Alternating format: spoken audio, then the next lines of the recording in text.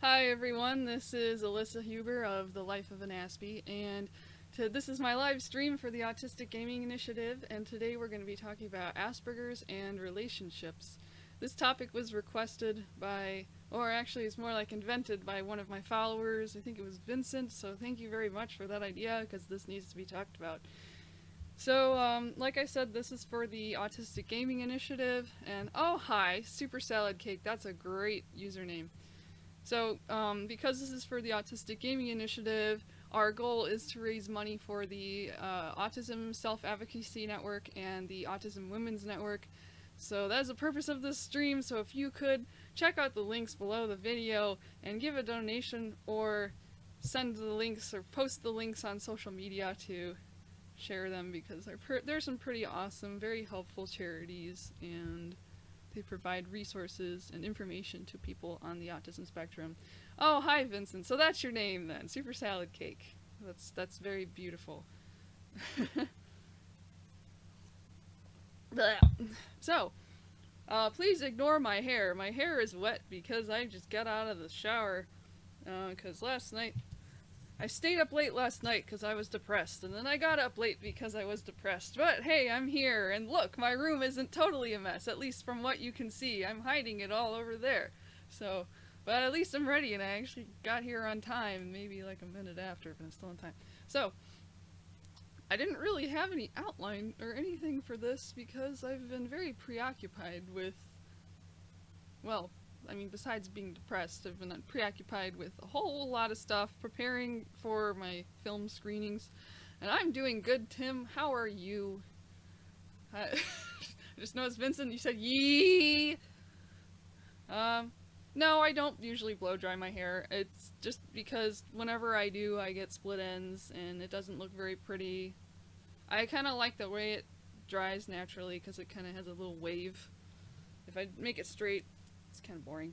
So, but yeah, sometimes I've blow dried my hair right before the stream because I tend to shower right before for some reason.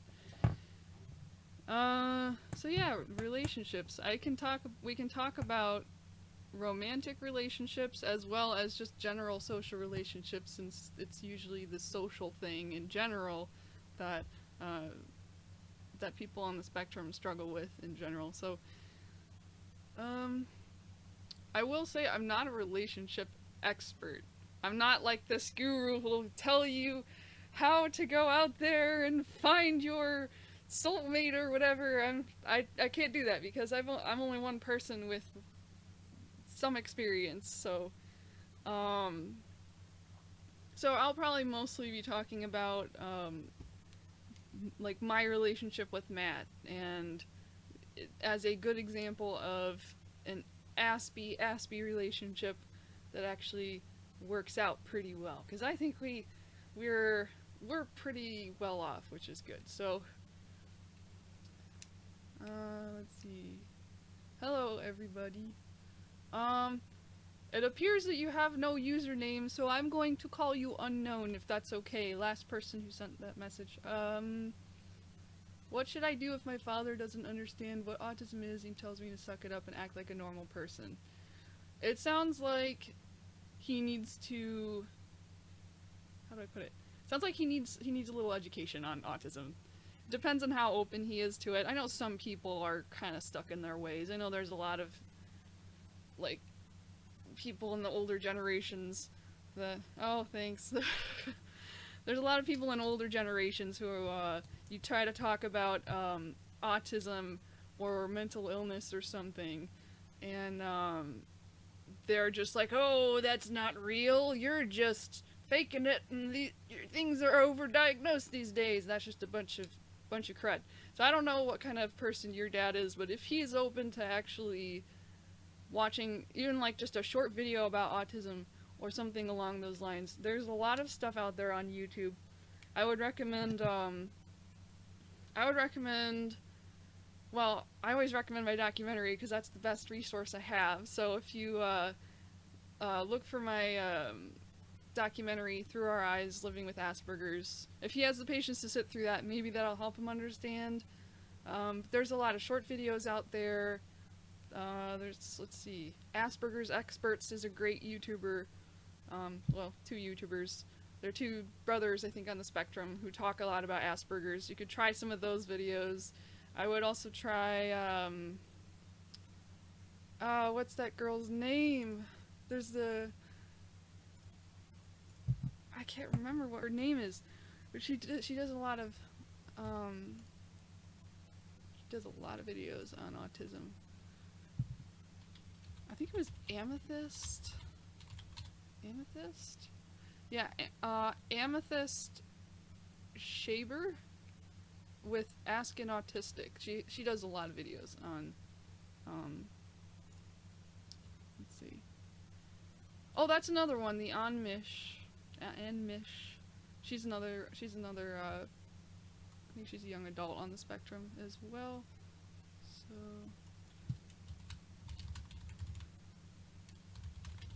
I just realized I did not... No! Sorry, I have so many things popping up. I realized I did not actually sign in to the chat, so I can't post anything in the chat right now. Oh, there we go. Oh, hello! There's me. Let's see, I think I missed a question here.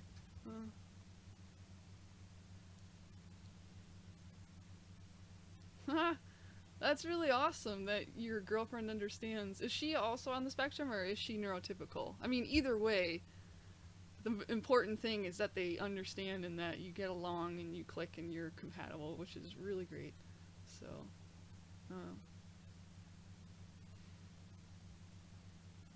clear family line where my autism comes from. Good question. Probably from my mom's side of the family. Like my grandma, we really suspect that my late grandmother had Asperger's, because like she was like the sweetest person ever. She loved everybody, but she was so awkward, and she would say and do awkward things, and she would be blunt and sometimes hurt people's feelings. But yeah, I really liked my grandma, and I didn't see anything weird about her, I think because I was weird, but my mom definitely, she pointed out some things. She's like, yeah, I think grandma had Asperger's. So but I'm, I think, the first person I know of in my family, immediate and extended family, diagnosed on the spectrum. No, actually, no, there's someone on my dad's side of the family. I think one of my cousins has Asperger's as well, or is on the spectrum, so...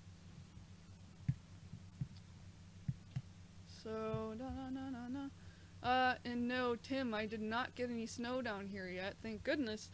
I should probably be outside right now because it's sunny, and I've been frickin' lazy, so I need to kick my own butt to get outside, because outside is amazing. So... okay.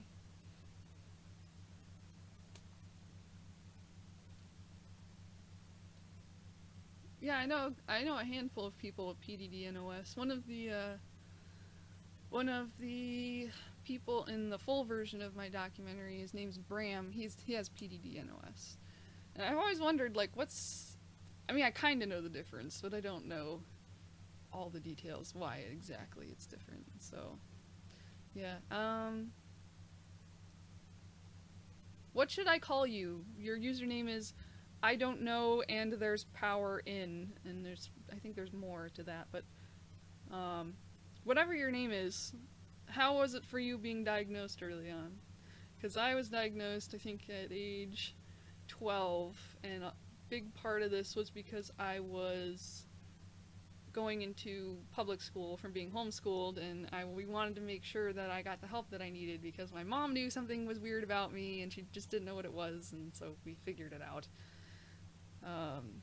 PDD-NOS is pervasive developmental disorder not otherwise specified, and that's usually, I think that's on the autism spectrum now, so it just means you're somewhere on the autism spectrum, or somewhere on the spectrum of developmental disorders or something. I don't know exactly all the details, I just know it's kind of considered to be very close to autism.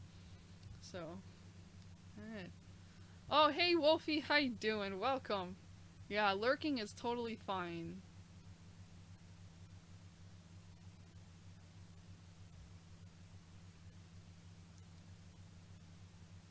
Alright, I'll call you Cedar.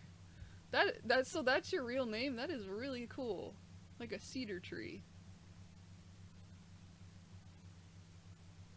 Oh yeah, totally, Vincent. I think that me being diagnosed at age 12 was really lucky, just because I hear stories from people who are diagnosed much later in life and they have all sorts of problems and they spent most of their lives blaming themselves for their difficulties. And I can't imagine what that must be like. But I imagine the relief when they're diagnosed is probably huge.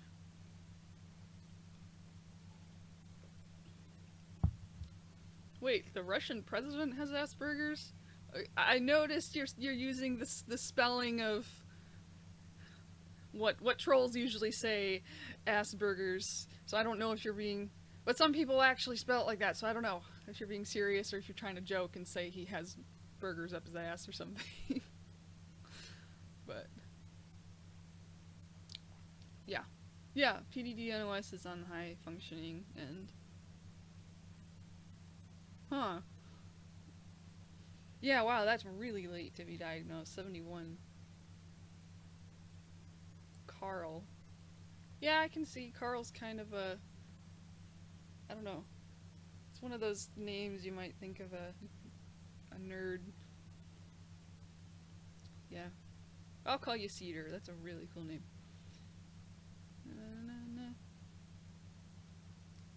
Yes, Matt is my first boyfriend. I'm trying to remember your name. Jeff? J. Hilst, you're Jeff, right? Because I'm trying to remember people's names, because I get you guys coming in more than once, so. Yeah, well, no, wait. Sorry, I think I just answered your question. I said, yes, Matt's my first boyfriend, but actually he's not. I wasn't thinking. He's my first, how do I put it? He's my first really serious boyfriend that I wasn't dating behind my mom's back, because I was like, how do I put this? Like, growing up, I had some interesting rules around dating. Like, I wasn't allowed to date until I was 18. So if there was any boys I was interested in, I technically wasn't dating them. I just liked them. My first... Let me think. I'm chock full of love. I've loved a lot of people. So I'm trying to remember who I started with.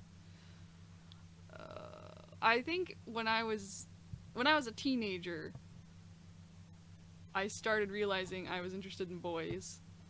And like, boys, they're not so yucky. But I was kind of socially clueless, so I spent a lot of time on the internet, and I would, if you've ever heard of IMVU is one place where I went to socialize online. It was like a 3D chat room thing, because it was nice, because you could, like, even though they're not what they look like, they're avatars, it's still kind of like being in the room with them. So I would socialize on there a lot, and I had a few very wonderful but short-lived relationships on there. First guy, turns out he was in a relationship and cheating on his girlfriend with me, while at the same time cheating on me with some other girl. It's like, okay, we're done. And then another guy, let's see. Another guy, he just outright told me he was uncomfortable with me, and he didn't specify why. And what sucks is these relationships were actually great, and like, they were both really sweet people, but it didn't end well, so. Yes, I have scared boys away by getting obsessed with them. I'm not like a creepy stalker, it's more like, I get emotionally attached really quickly, first of all, and this has not changed about me. I've gotten a lot more decent with how I deal with that, but sorry, if you hear it clicking, I'm playing with this little guy. He's a wind-up toy, and he's supposed to bounce. It's kind of hard to do it on my hand. I need, like, hey look, I got a DVD right here, sorry. It's like my stim toy at my desk. But yeah, rather than scaring them away by being like a creepy obsessed, I was more like I don't know. I was needy, very, very, very needy emotionally. I still am, but like I said, I've changed my behavior a lot. I'm a lot more decent, and I realize I do have a lot like of high emotional needs, and the best way for me to meet that is by having a lot of friends and like just venting a little bit to one friend and then a little bit to another. Now, and that's not all I do, of course. I build relationships with these people and I really like them and they're my good friends and I try to help when I can, but I find that spreading it out, I'm a lot less obsessive in an emotional sense in relationships now, and so things are going a little more smoothly, but there are still some people who are weirded out by how intense I can be, so I just avoid those people completely. They're just not really worth my time. So, yeah, I said that earlier too, Vincent, that I have lots of love to give. I have too much love. Like, my heart hurts, and it's like, don't leave, I want to give you more love, but then that scares them away too, so I try not to do that. I think I probably missed a few things here. Yeah, Matt is my first serious boyfriend who I've actually, like, wanted to marry, and, well, no, I wanted to marry other people. He's my first serious one that, like, I've decided I'm going to marry you. Disney World. Okay, yes, I got your name right. Yay, Jeff.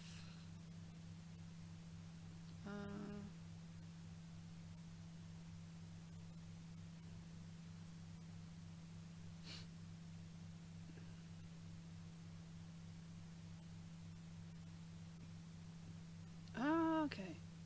Sweet. That's interesting. That's really interesting when you, like, have been with somebody and realize, oh, they may have been an Aspie.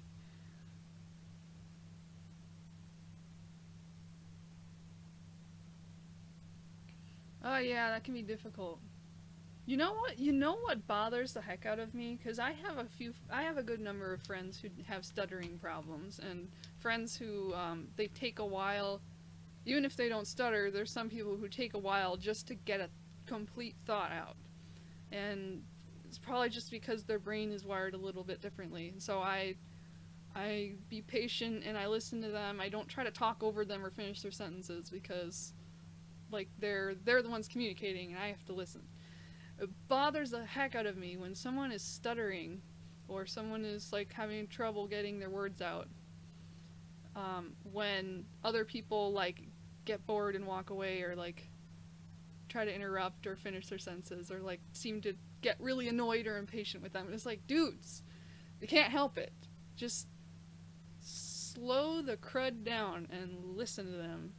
So, yeah, so that's probably really tough for you.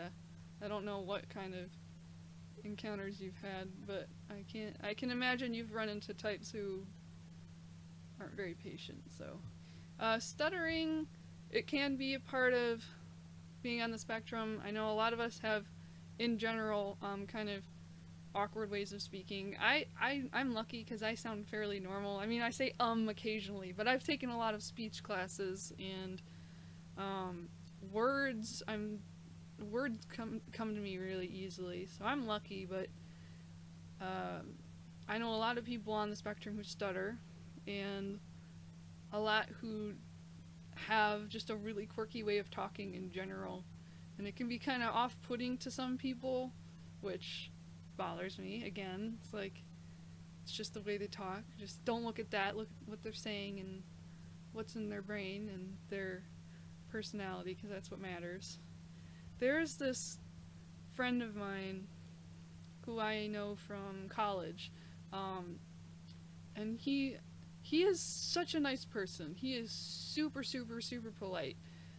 He always will open the door for me, and he'll, when I would do a speech or some big event thing and he would be there, afterwards he'd come up to me and say, like, Alyssa, I'm so proud of you. It's like, you're doing so good. It's like, he's such a nice guy.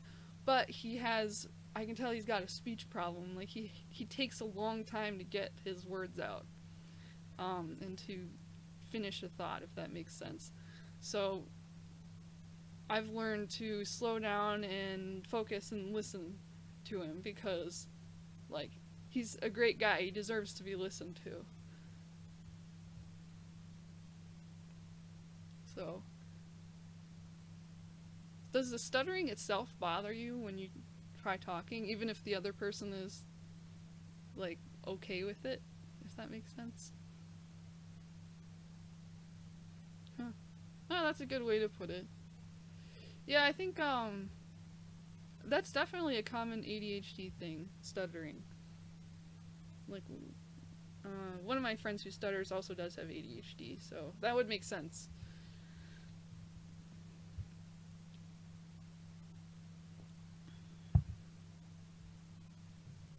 Yeah. I got a fidget spinner. Ew. That would feel weird, actually. It's like the best thing ever. Da da da da da. I understand.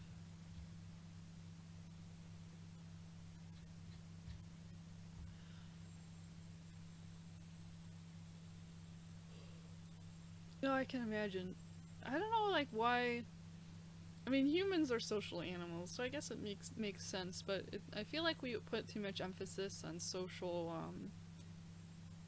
fitting some social mold, rather than skills and things like that. So I appreciate it when, like, workplaces, recognize that people on the spectrum are just not good with, like, things like interviews and socializing, and instead test their actual skills.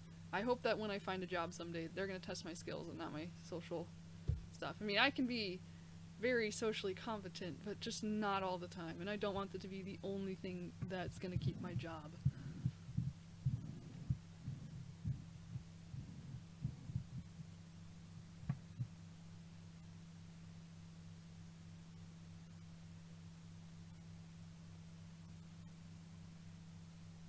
I can imagine.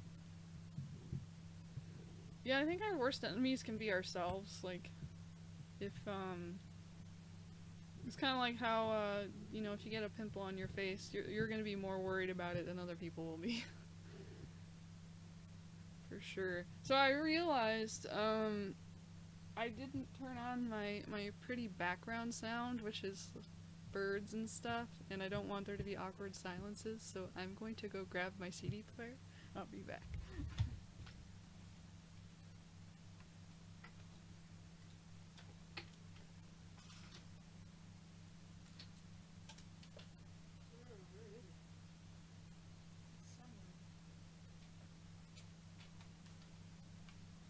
I have it.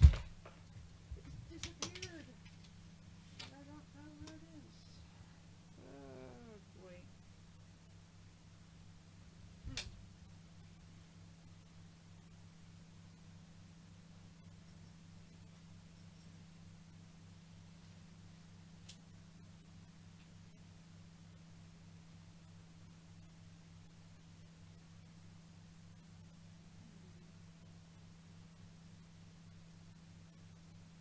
Oh, that's where it is. I have too much stuff everywhere.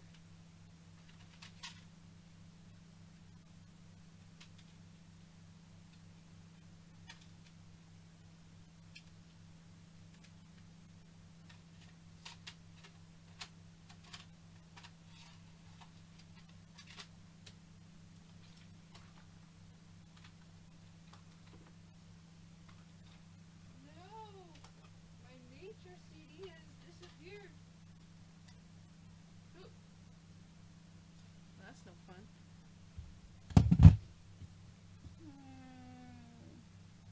I have a better idea.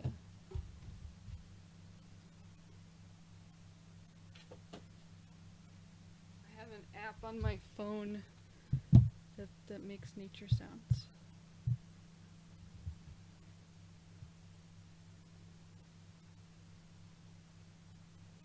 So, okay, so the biggest problem in my Aspie relationship versus a neurotypical relationship. For me, this is not a deal breaker at all, but my biggest problem, I think, is, at least for me and Matt, we both have our issues, because we're both on the spectrum. And everybody has issues, even if you're neurotypical. But, being on the spectrum, both me and Matt are naturally just very sensitive. So we have our anxieties and phobias and stuff, and sometimes we trigger each other. And like, usually if one of us is having a hard time, the other will help, which is really awesome, because we know how to help each other. But sometimes one of us will start having anxiety and having problems, and then it'll trigger the other person. And then we're both freaking anxious, and we're both like, and we can't like really focus and help each other, because we're freaking out. So that's really the one of the downsides. And I think because, sorry, my brain is processing the other questions, I got distracted. I think because we both have functioning problems too. So we'll have times when we're both just dead, and things don't get done. And Jeff, to answer your question, we prefer, well, me personally, I prefer staying in dates. Like, I like to stay at home because it's a lot less stimulation. I'd rather stay at home and watch a movie and cook food with Matt rather than go out somewhere. But sometimes I do like to get out, and I do like to go out and see new places and try crazy restaurants and stuff. There's this Japanese restaurant me and Matt really like, and we went there a few times and got, what did we get? Got a hot pot, which was like meat and vegetables and all that stuff. So that was fun. I just can't do that all the time.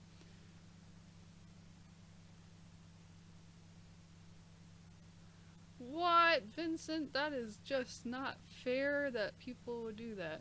What the heck? Yeah, that was probably, I can imagine that would have been really, really upsetting to you.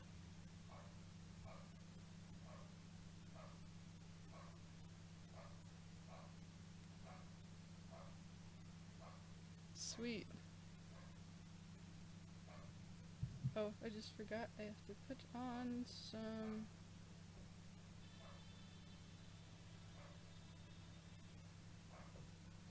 I've got... Let's see, wind and trees. And then I think I got some bird sounds. Who wants to listen to a vacuum? Oh, I recommend this app. It's called Relax... Stop it! It's called Relax Melodies. It's free. It's got lots of relaxing sounds.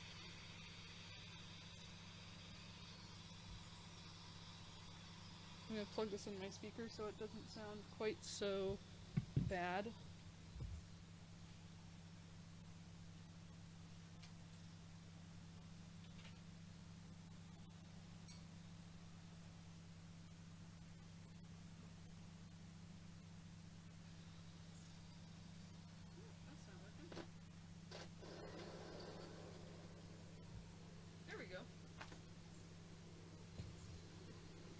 Some nice background sound now. There we go, we don't need the wind. Oh, that's so pretty. Can you guys hear that? Is that too loud?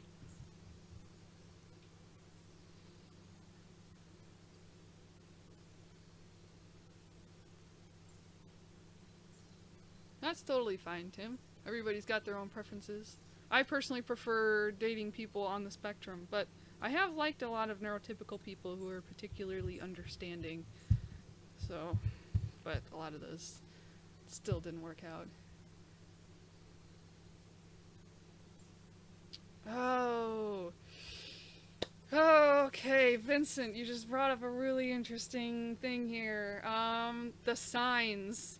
Are you talking about the the games, the body language, the expecting you to know something that you clearly don't know stuff, because I could talk about that for ages. Um, yeah, Jeff, I like to listen to my fan when I sleep. It's really great. I also like air moving when I'm sleeping, so. You're diplomat. That's a cool way to get around that.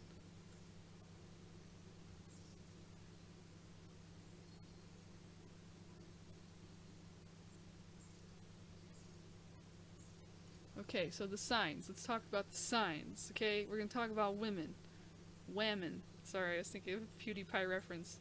Respect whammon. Please excuse me as I brush my hair because it's drying now and it's starting to get really, really frizzy. So women are complicated, people. They're really, really complicated.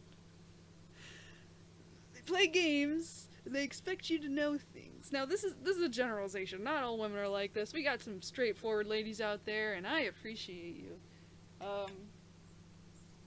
But as someone, because I'm a woman too, I have some of this in me. I've just tried to not do any of that. I don't try to play any of the games and all of that. How do I put this? Sometimes women will, how do I put this? They'll have an idea in their head of how a man should react to something. At least this is my experience. I don't know how other women think of this. They'll have this idea in their head of how a man should be or how a man should react to something. Or they'll expect the man to read their minds. And there are some maybe subtle body language hints that they drop to to get something across. But sometimes there would be none at all and they just expect, oh, you should know this already, which is kind of ridiculous because a lot of men need people to be straightforward because they're not as picking up the subtle hints are just not as natural. One example that I was telling another friend about this, is if I go to the store and I see the cutest stuffed bunny in the whole world and I want it, how do I put this? This is like what I would do if I was playing games. I would probably go up to the bunny, take a look at it, go, I can't afford this, and then move on. And I'm trying to communicate, I actually really want this bunny and I want you to buy it for me. But what I actually said was, I can't afford this, and then I walk away. It's like, how would I expect the man to get that I want that bunny? So nowadays, if I want something, the subtlest hint that I will drop is, I'll go up to the bunny, I'll pick it up, I'll go, this is cute! And then I'll show it to him. It's like, it's so cute. I might say I want it, but if I'm being really subtle, I'll just be like, this is so cute! I'll just make it obvious that I really, really love it. So, and Vincent, I'm gonna answer your question, why can't I just say what I feel? Because it's more simple. I've experienced this as a woman. When a man, it's rare that a man actually does pick up on these things and does what the lady expects. But if I have this idea in my head of how I want a man to act or react to something, and they do, there's like, it's a satisfaction. My heart is like, ooh, I'm so high. It feels so good.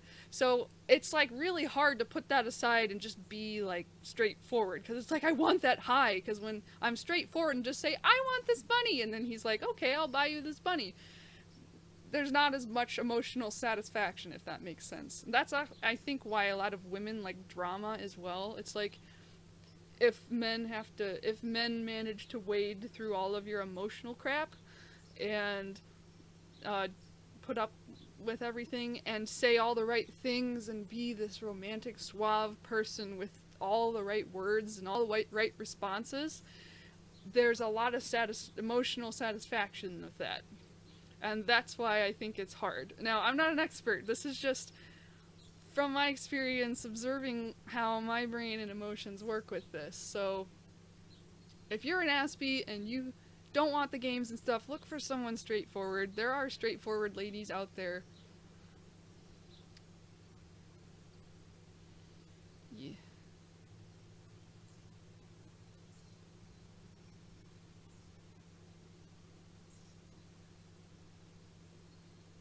Yeah, Cedar. Your comment right there, just you hit the nail on the head. Someone with Asperger's, I hate it when girls say, I'm mad, and if you don't know why, that's part of the problem. It's like, my thinking is, a big part of the problem is she's not telling you why she's mad. And you can't just be expected to magically know.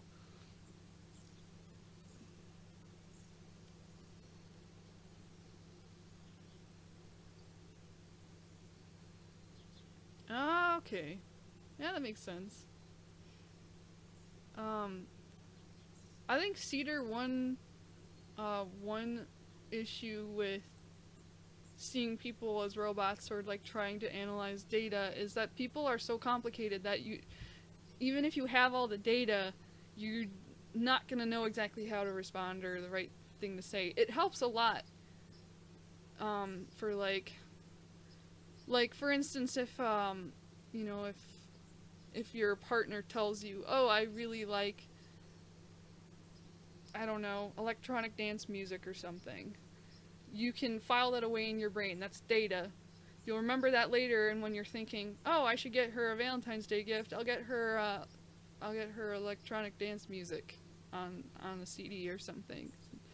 But it can get more complicated than that. It's like you can get them that thing that they mentioned that they like, but maybe they were dropping hints that they want something else and you didn't pick up on it because that was like emotional data they're trying to give you that you can't really sense. Yes, Vincent, I am quite complicated. I'm straightforward but complicated. So, Volume 1. How many volumes are there of Understanding Women? Women? So many. Oh, that's so cute.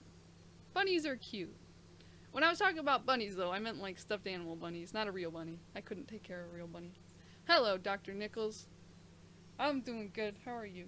We're talking about Asperger's and relationships. It took me forever to get to your message because I was answering questions, but hello.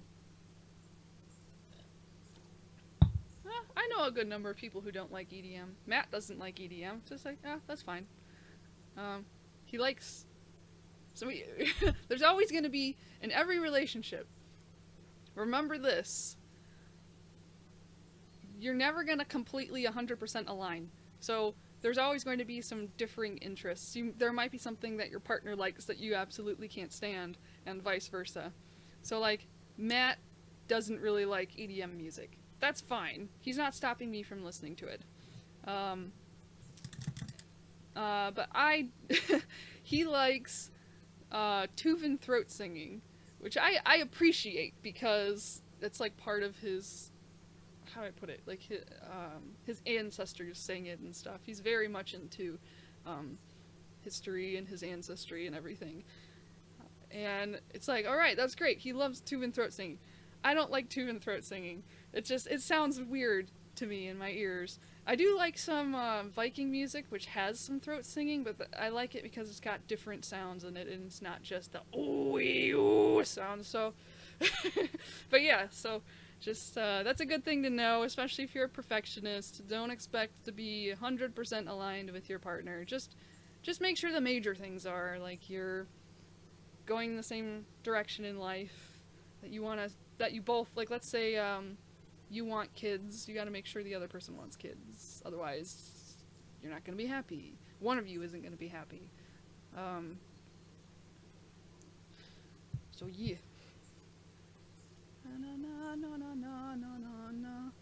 Oh, that's a very generalizing statement, Mr. Mrs. Unknown, that all music sucks, audiobooks and podcasts are much better. Audiobooks and podcasts are great, but all music does not suck.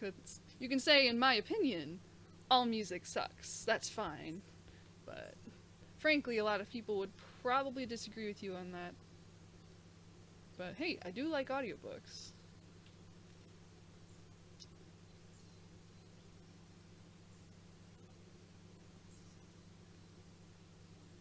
Why do you hate emotions? Is it because they're hard to read? I would like to know, what is it about emotions that you don't like, Cedar. Sorry, I'm talking to you, Cedar. I should mention people's usernames before I start asking them questions. Because that, I guess to me, I'm a very emotional person, so it's a little sad to me, but I can see kind of what you might be saying. Emotions are kind of burdensome in some ways. They're hard to understand.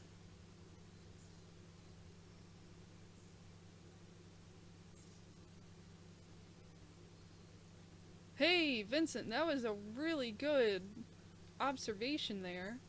I'll read it. I just realized that if you consider everyone is different, everyone thinks the same, feeling being different. So we're all the same, thinking we're different. So it's like we all relate because we all have something different. So it's pretty cool. Oh, I keep forgetting, I want to show off the shirt that I got. I got a new shirt, and it fits me perfectly. I don't know if you could read it. Sorry, my hair is in the way. Cleverly disguised as a responsible adult. I'm also wearing one of my little glitter bonnets, because they're so much fun.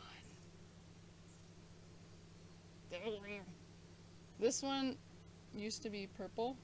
All purple, like the water was purple, but as you can probably see if I put it in the light, the water turned blue. So it's purple and blue now. Okay, ADHD. I don't have ADHD, but I might. I saw the shirt at Walmart though, and I kept eyeing it, and I'm like, this is mine.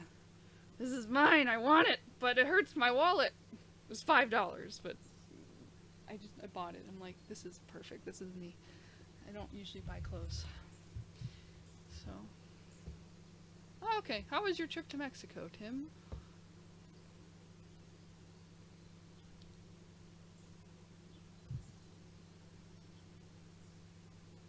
Oh, I see. Yeah. Yeah, that's understandable.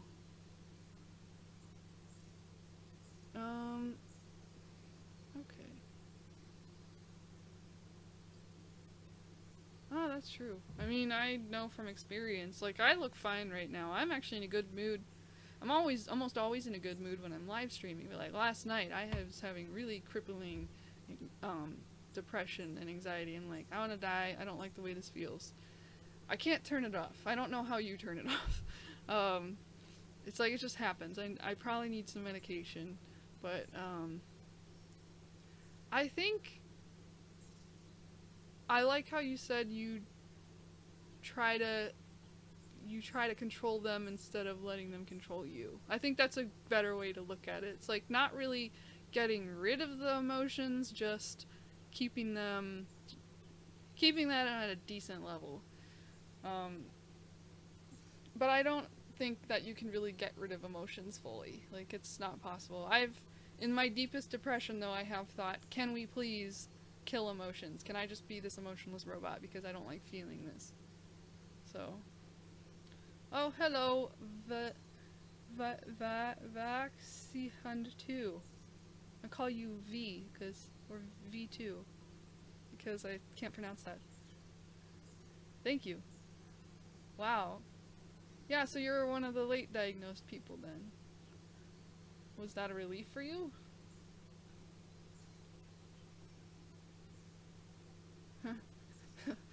Did you think you were gonna die from the sunburn, Tim, or from snorkeling? Because when I get sunburned, I feel like I'm gonna die. So.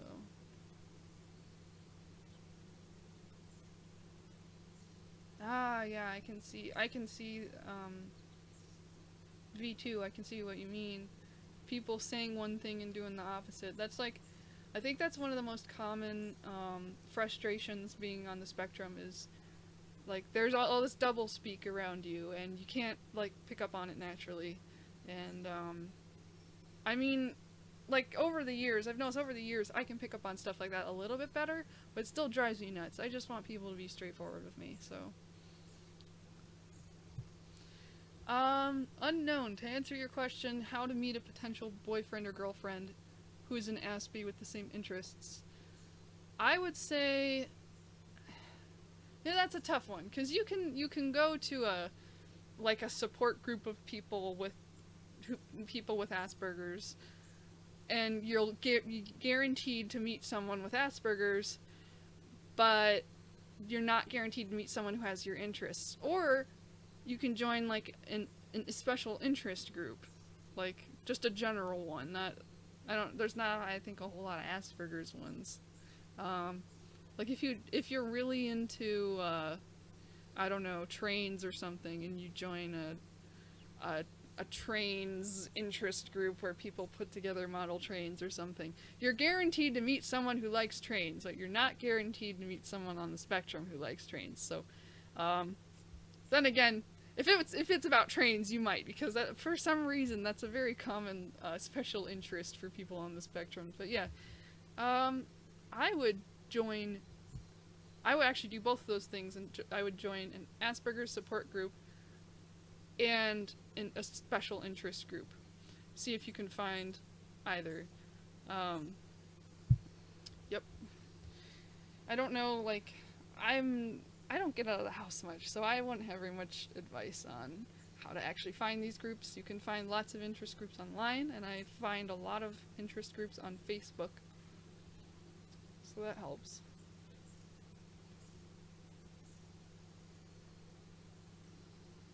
Okay. So Cedar, you say to handle your feelings, you go to your room, which is pitch black, devoid of stimuli, and sit with the feelings. Try not to... Wow, what you're doing, I think it's called mindfulness, which is a real thing, and it's almost like a mix of mindfulness and meditation, because you're sitting in like pitch black, you're like getting rid of all the stimuli. So that's actually really cool that you're doing that, because that's it's been proven to help a lot with anxiety and depression. And my problem is motivation, and I have so many compulsions connected to my anxiety. It's like, instead of going to like meditate, I might check my messages 60 times in a row, because I have these uncontrollable addictive tendencies. So I plan to sometime visit a group that does meditation, because if I'm in a group of people doing that, I will be more likely to try it. I've done meditation before. It has helped. I just need help getting into it and to stop compulsively doing other things.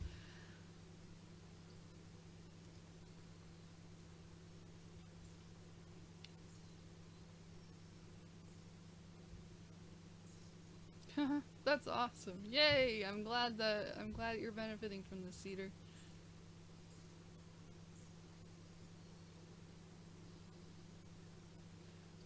Yes, Dr. Nichols, what is this life's lesson that you mentioned about how to control emotions? I would like to hear it.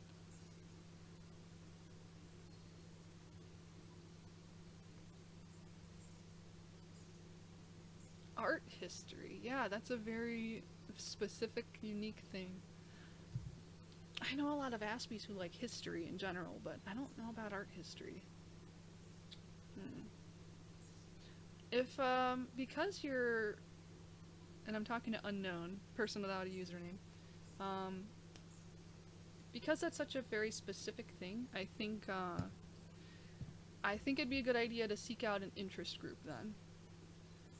Because, it would probably be tough to find other Aspies who are into that.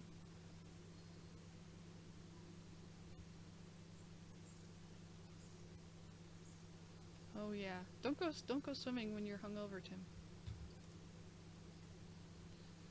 Yeah. Yeah, Cedar. I'm like, I have considered just getting a flip phone sometimes because smartphones are so distracting. They have so many fun things you can do and browse the internet and talk on Facebook and all that stuff. So I would keep it. I would keep my smartphone as maybe a travel buddy for like as a GPS because I get lost. But yeah. Ah, so now we're talking about dissociation. Dissociation is I think I'm still waiting on. Hold on. Still waiting on Dr. Nichols. If you do want to share that life lesson you mentioned, please feel free to. You can interrupt our conversation to post it here if you want. Um, yeah, you're not the only one who dissociates when you get into stress mode. I go into the state where. Sorry, I'm just I'm distracted by my hairbrush. There's a lot of hair on it. When I go into overload or stress mode, everything like doesn't feel real. And this is if it gets really really bad. Things don't feel real. I don't feel like myself. I'll say things that I wouldn't ever say. Like it feels like someone else is saying them, which is weird. But I try my best to avoid actually getting into that situation in the first place. Okay, that's a good observation, Jeff. That okay. Yeah, I mean, I want to argue with you a little bit on that though, Jeff, because I think for most people, neurotypical people, that's probably true. Where if your relationships based on mutual interests, they probably do end up as friendships. But for someone on the spectrum, our interests are like our lives. My special interest is like such a huge part of my identity that I feel like I would connect better with my partner if we shared them. I will say, Matt and I, we have some special interests that we share, but there are some major ones that we don't share. So, I mean, you were probably right also on the front that for romance there does need to be something more. For us, I think it's not just the interest, but our personalities are compatible, for one. And we're both on the spectrum. And it's like because we understand each other's issues so much, we take care of each other much better than anybody else would. So we need each other. So, oh, don't get me started on drugs. Like, I joke that I'm on drugs in my natural state. I don't take drugs, but I feel like I'm on drugs a lot because of the way that I am. And it's like, I don't see the appeal in taking drugs because it's like, I'm this way all the time. It doesn't feel that great. I mean, I feel relatively normal right now, but like if I dissociate or if I get into some weird anxious, depressed mental state, then yeah, I don't want to take drugs.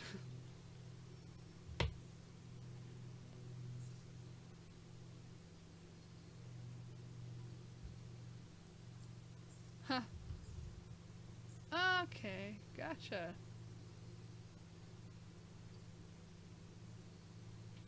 So wait, what was the advice for? I can't remember. Oh, it's how you control your emotions. Huh. That's a good way to put it. So Dr. Nichols mentioned someone gave him advice on controlling emotions, and it is, you wake up in the morning, you put your 2 feet on the floor, 97% of the battle is already won. If the family is okay, that's 2% complete. If you can make someone laugh or smile, that's 1%. Like, yeah, I see that. This morning I was horribly depressed laying in bed. I got up. As soon as I got up, I felt okay. I mean, I still felt a little lingering, I want to die, but then it went away. So, if you're depressed, don't stay in bed because that'll just make it worse.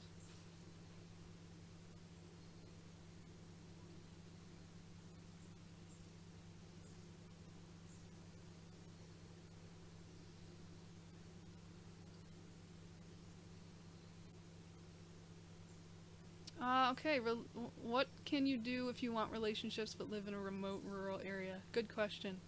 Because Matt kind of lives in a remote rural area. And we met on the internet. So I know I'm biased because that's, again, how me and Matt met. But I would try to make connections with people on the internet. And I would be also open to potentially moving to wherever the other person is, or see if they're open to moving to where you are. Because frankly, especially if you're an Aspie, if you're living in a rural area and you're already having a hard time finding people, unless you move or get involved in, I don't know if your rural area has like special groups or programs or like events and stuff. If you go to events, maybe you'll meet some people, but I don't know. I recommend going to the internet just because I'm biased and I love the internet, so.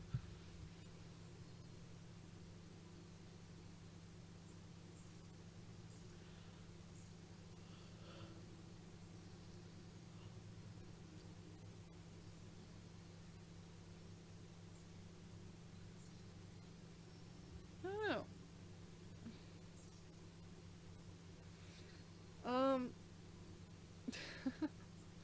I always wondered what it'd be like if I tried different drugs, but I'm not gonna experiment anytime soon, so.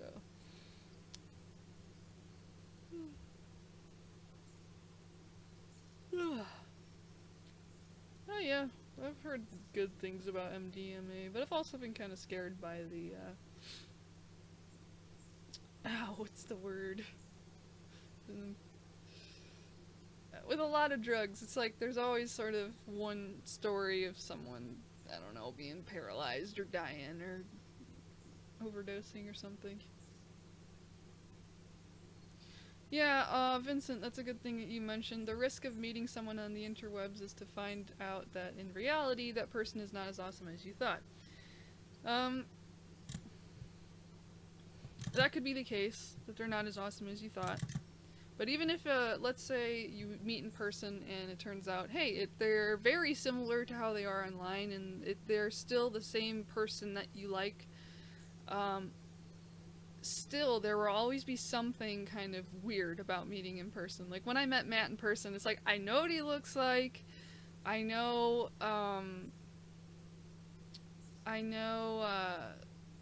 that we have very compatible personalities.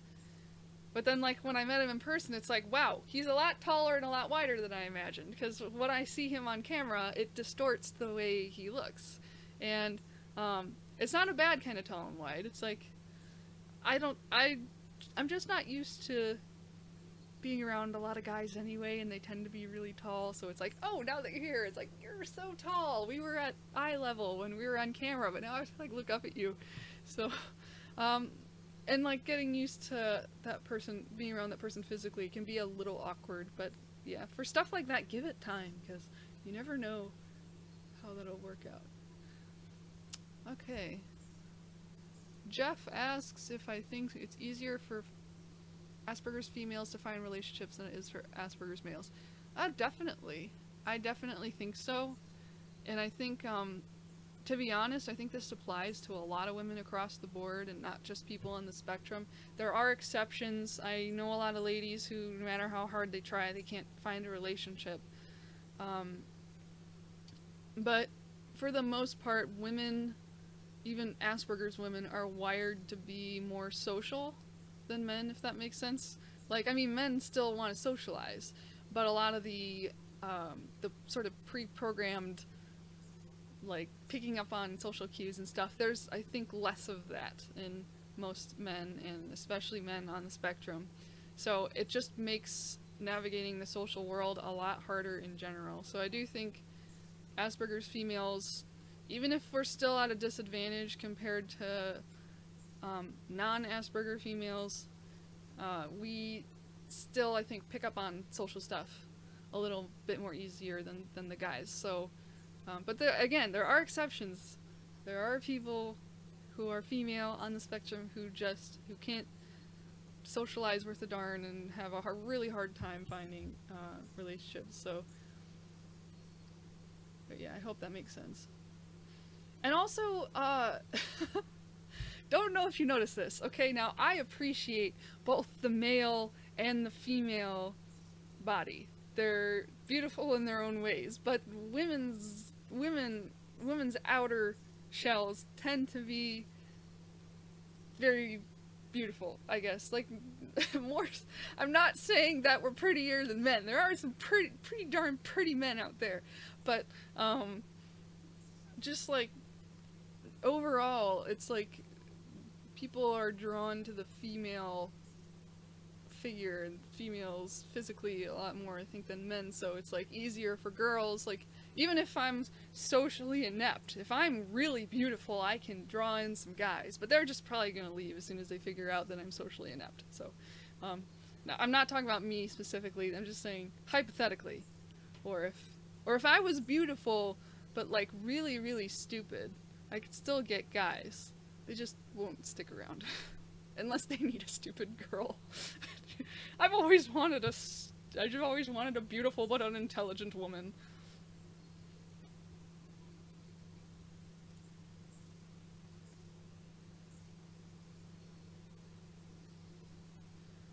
Tim, I have had some alcohol, but not a lot. Um, I just don't like the taste of it a lot.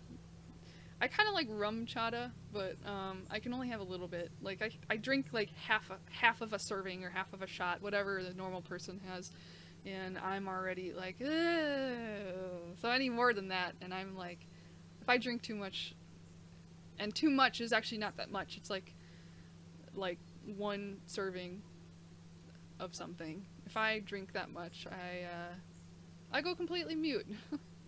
Like, I can't talk, and I'm like looking at, like, laying on the floor, looking at the ceiling, like feeling really weird. So, are you 6'5"? Seriously? That's really tall, man. That's really tall. That's cool. Sorry, I like tall people.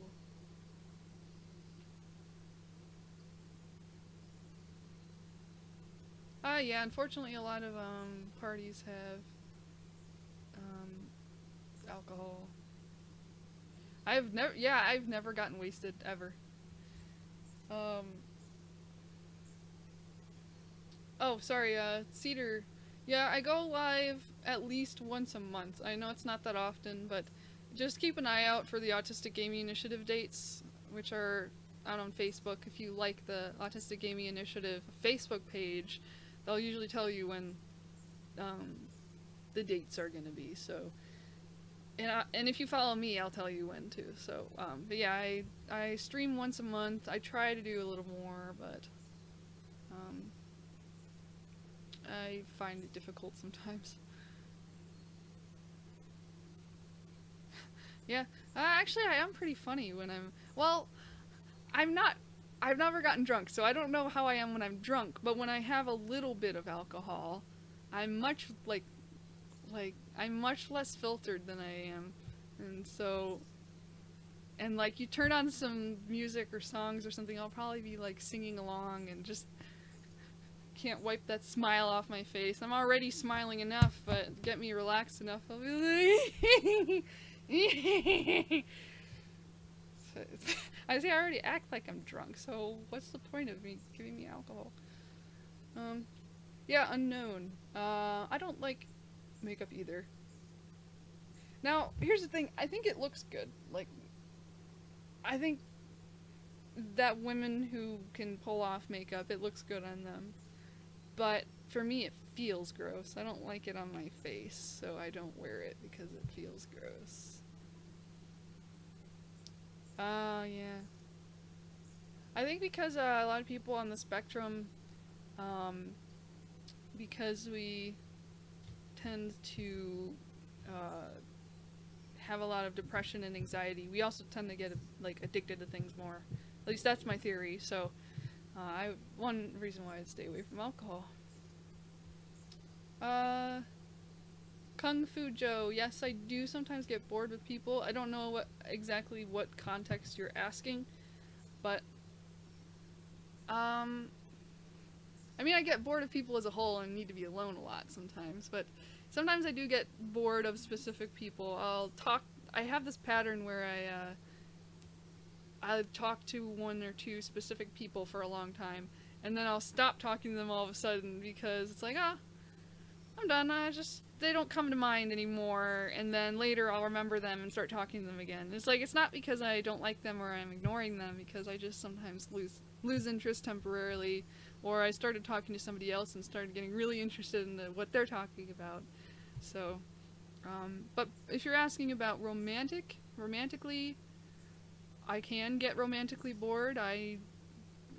But I'm at the point where I realize, because I used to have this preconception that you need the feeling of love for the relationship to be real. It's like, there has to be the feelings there. And it's like, there are, but there are some times when it's like, there are very few feelings. It's just a commitment. And that's fine, because, I mean, not like long term. I mean, you gotta have some romance in there, but, depending on the relationship, I mean, I guess not everyone's romantic. But for me, I've come to accept times when I feel like, when those feelings don't seem to be there, because I know logically I'm committed to my partner, and I love my partner, and love does not necessarily have to mean I'm getting the heart flutters, so, yeah.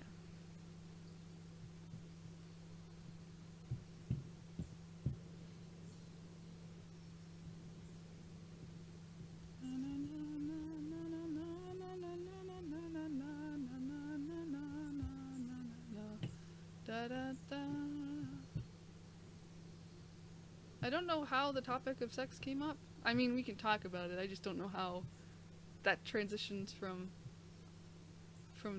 Kung Fu Joe's comment. Oh,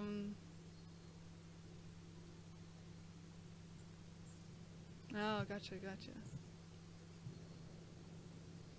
Alright, see ya, Cedar. Have fun.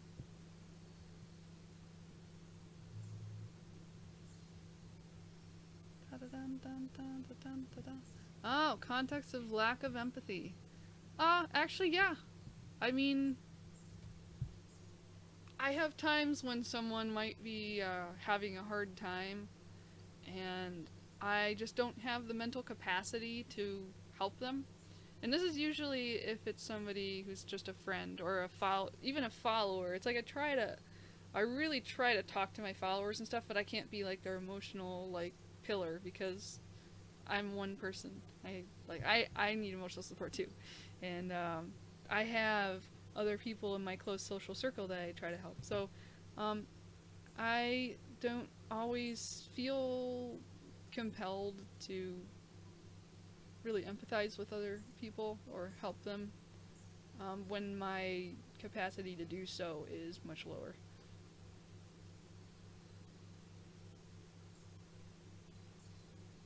Oh yeah, Dr. Nichols. It's easy to stop caring when you're depressed.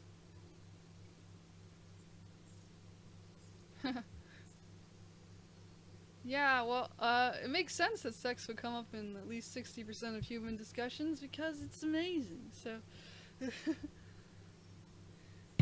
My feet are cold! Hold on! I need socks.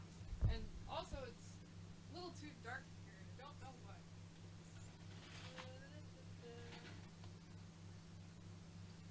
My feet are cold, but they're sweaty. That's weird. Not that you needed to know that. Hey, does anybody want some of my foot sweat? It tastes like roses. Ew. No, sorry. Okay. What do I think about empathy that I can induce by faking it? Well, here's the thing. Like I said, because the situations I described are like, if it's like an acquaintance or something in need of empathy, and I just don't have the capacity, or, sorry, my stuffed animals over there, they're so cute. They're so cute. ADHD. Okay.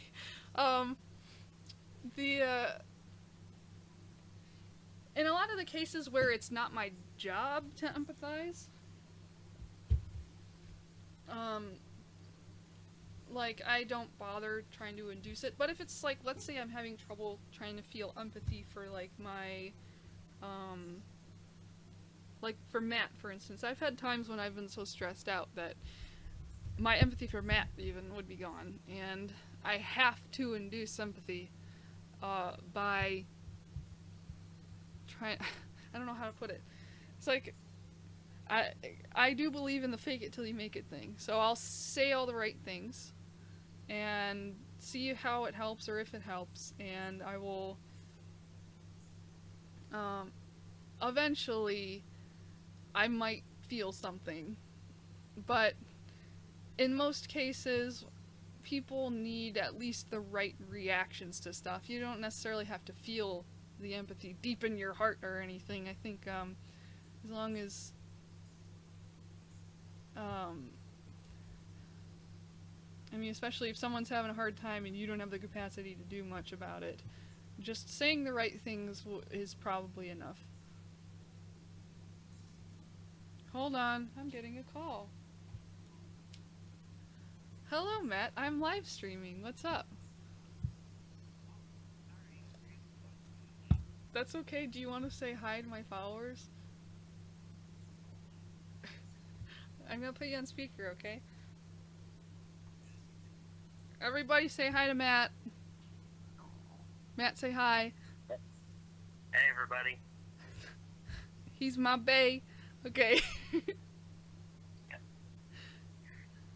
Alright, well, I'll talk to you later. Yes, later. Love you, bye. You too. Sorry. he's shy a little bit, so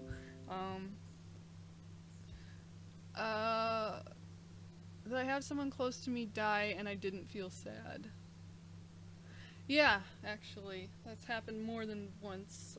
Well, not someone really close to me. Like my grandmother on my mom's side passed away, and my grandfather on my dad's side passed away. But it's like I loved them, but I wasn't really close to them. So I don't know if that's a good example, but I might have felt sad maybe once and then got over it. I don't have a very prolonged grieving process. I think if Matt passed away, that would be a lot worse. Like, I definitely would be crushed. Tim, what movies do I like to watch? Sorry, my eyeballs are burning right now. I pulled open the shades, but it's almost too bright, so it's not helping the camera anyway, so let me try something else. Ooh, that might be bright too. I don't want to put on sunglasses because I want to be able to look at you guys. Let me put this light over there. Ah, that's better. Hey, you can see my face better now.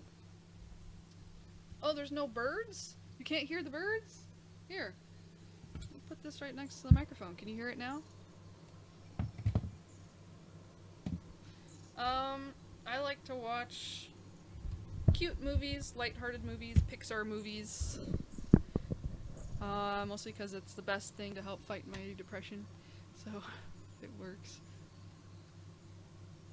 Sorry, I'm looking at how the light is on my face. It looks funny. Oh, that's fine, Dr. Nichols. Sex is everyone's got different comfort zones. If it does come up in the conversation, I don't usually, I'm decent. I'm not gonna go completely uncensored, just letting you know, but I do talk about sex, so. Oh, everybody said hi! Yay! I'm just way behind in the... I don't think he'd be mad that we're talking about him as long as, Okay, now this light's driving me nuts. I'm sorry. I gotta turn it off. Woo! Ah, you can still see me. That's good. No, I think I do pretty good, respecting his privacy, so he's not too bothered if I talk about him a little.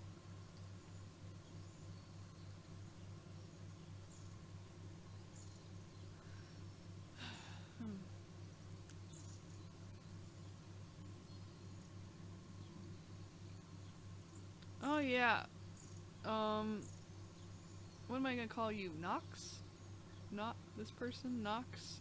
I do that same. I do that exactly same. Or I do that exact same thing. Try to help others more than worrying about myself. Or at least I try.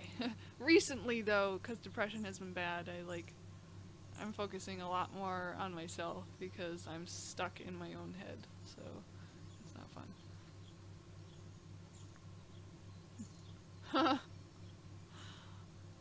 Beautiful movies that mess up your brain for months after. One movie I was thinking about watching was Requiem for a Dream because I've never understood. Well, I mean, I have kind of understood, but it's like I've never been addicted to drugs and stuff, and I'm like curious, like, what's it like for people? But it's a very like depressing movie apparently, so I have to really wait until I'm in a good state for that. No problem. Yeah. Do you see the box fan right? Sorry, this is like reversed. I don't know where I'm pointing. The box fan right over there. I turned that on, and I don't have my air conditioner in my window right now, so I'm using it at night to let in all the cool air because I like it really cold in my room when I'm sleeping. So, if I'm tearing up, it's because I'm like really tired all of a sudden. So I apologize. I think I need some more food. Oh, hey, look! I made some puppy chow. Does anybody want some puppy chow? If you don't know what it is, it's chocolate peanut butter deliciousness with powdered sugar. I try not to eat during streams because I don't want to like gross people out. I know some people have issues hearing chewing. Maybe I'll chew something softer.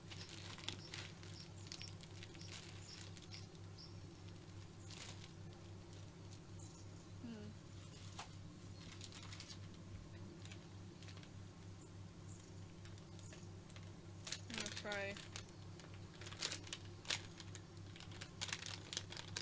I bought these because they were on sale. They're not terrible.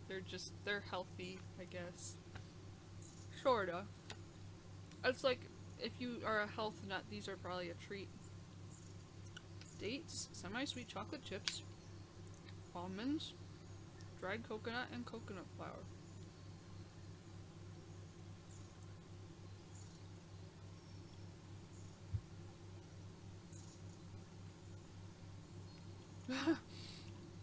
I don't think I can watch 250 movies, but thank you. I have trouble just getting through one. I'm like, right now, my brain is so screwed up, I can't watch movies very much.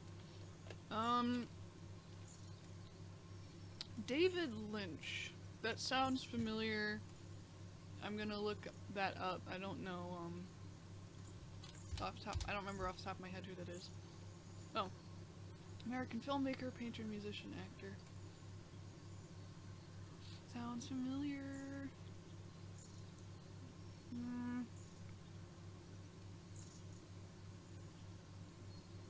Did Twin Peaks. I haven't seen any of these, I think. I don't think I've seen any of his movies. Nope. Oh, no! Oh, I remember. Elephant Man. I've seen Elephant Man. So yeah, I've heard of David Lynch, and that's where I've heard it from. Elephant Man was a pretty sad but interesting movie, and is kind of gives you a little peek into what it'd be like to have a physical deformity and yet be perfectly mentally like normal and intelligent. Well, okay, Dr. Nichols, I want to know if it's okay for me to ask, what antidepressant are you on? Because I'm actually looking into getting some, and like tomorrow I actually have a doctor appointment. So after the stream today, I'm going to do a butt ton of research on SSRIs because I know I need one. I just don't know which one, and I don't even know if it's a good idea to get one in general. So I want to be careful because I know a lot of these have a lot of side effects. I really don't want... I don't want anything that makes me tired, and I don't want anything that affects my libido. Those are like my main two things. I don't care if I put on a little bit of weight. I just don't want to be tired, and I don't want my depression to get worse, and I don't want yeah. So, sorry, excuse me as I awkwardly blow my nose in front of the camera. Here's the thing, I eat really, really well. Except for this morning I had cake for breakfast though, so don't judge me. But I have smoothies every day. I get plenty of protein. I don't have a butt ton of money, so I can't eat a lot, but I don't eat packaged anything usually, except for like something like this if it's got good ingredients.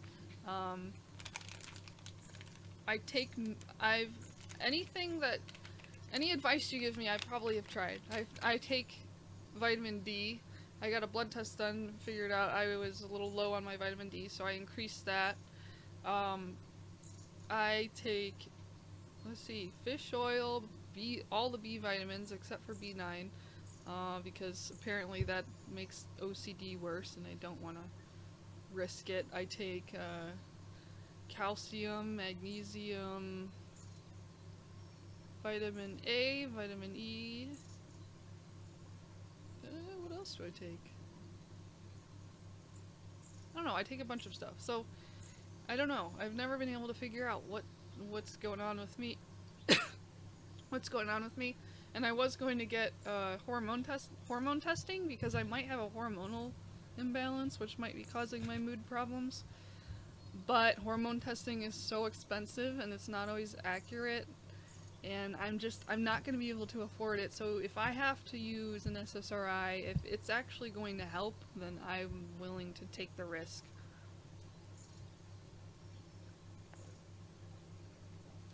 Oh, well, Ritalin I think isn't that a stimulant or something? That's for ADHD, I think, right? That's like along the same vein as like Adderall and stuff. So yeah, it's a central nervous system stimulant. So that's not really an SSRI.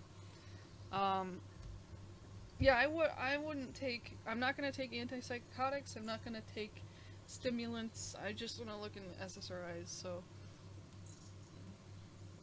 get drunk with friends. No, thank you.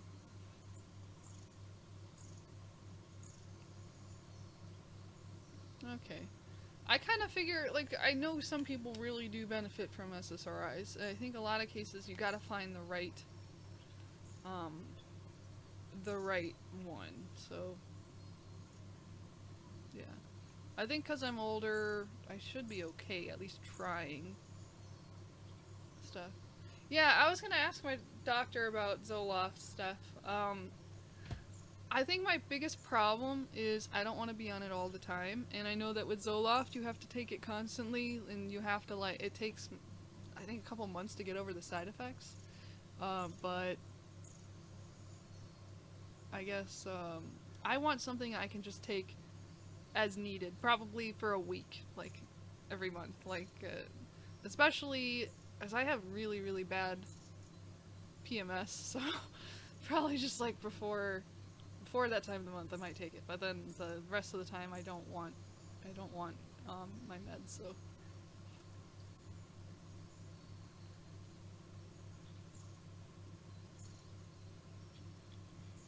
Oh yeah, I hear that Ritalin and Adderall they have similar chemical makeups as meth, which is really messed up. So, yeah. I don't know. I feel like if I want to try different diets, I need to get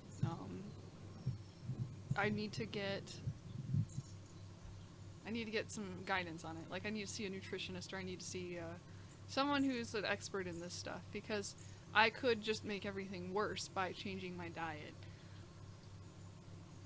Sorry. That's just like you, cause I'm trying to keep up with everyone's messages, and so we kind of bounce around on the topic. So, cookies, yeah. Even a lot of health stuff, like protein shakes and protein bars and all that. They can have a lot of added sugar and gluten and stuff. So I don't eat gluten. I don't eat dairy for the most part. I have a soft spot for whipped cream and yogurt. Yeah, I try to work out as well. It's sort of like I know that working out and I know that eating well helps. My biggest problem is I can't always cook for myself. I still eat well even if I don't like cook a lot. Like I'll eat nothing but chili for a while if I'm really not functioning, because I batch cook chili as sort of a preventative measure when I get really depressed. And I put a lot of good stuff in it, all natural ingredients, no sugars and stuff, except for some stevia for some sweet and some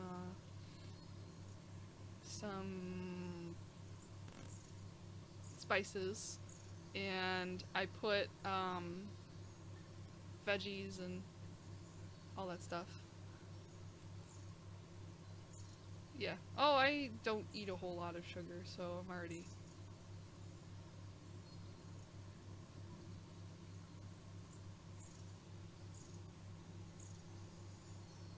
Huh? Just do the things I like? I'm not sure what you're saying. I think my biggest problem is the depression gets so bad that I can't get up and exercise. Like, I mean, I can, but I think a lot of it, honestly, is my compulsions. Like, me having my smartphone next to my bed, for instance, is a terrible idea, because one of my compulsions is messaging people, and when I need to be getting up and starting my day and feeding myself. And so I know fixing that will help. So I thought if my compulsions are really driven by some chemical imbalance in my brain, and eating well and exercising is not helping, I mean, it does, but it gets so bad that I can't do those things sometimes. So it's like, I need to try something. I need to try an SSRI, or something else that I haven't tried. Hey, and I've tried coffee. I've tried caffeine. Caffeine is great, but it only works for me for like a week, and then my sleep schedule is all screwed up, and I have to stop drinking it. So,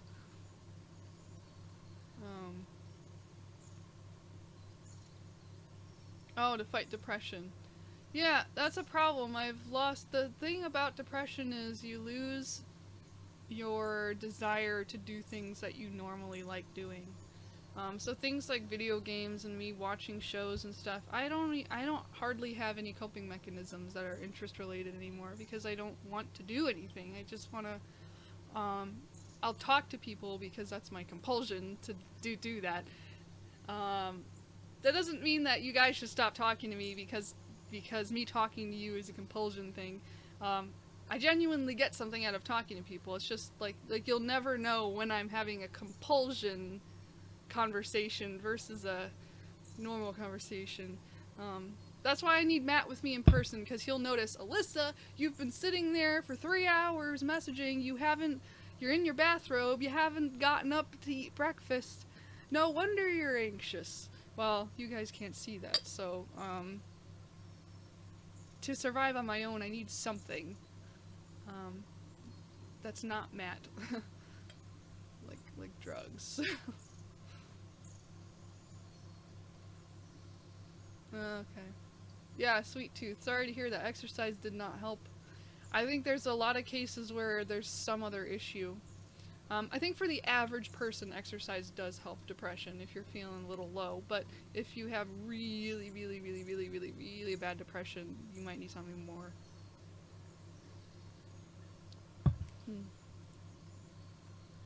Wow. That's crazy. Dr. Nichols, no, I'm not really a hat person, other than my visors, which I think I have hanging up somewhere. They're like little just things that go over my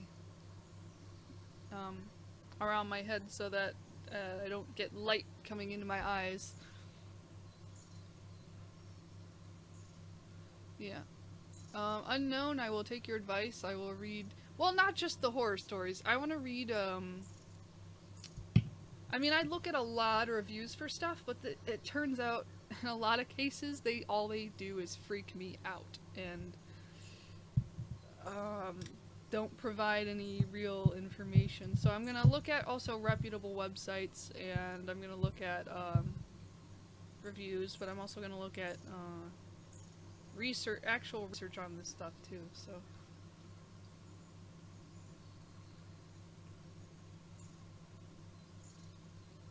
Wow.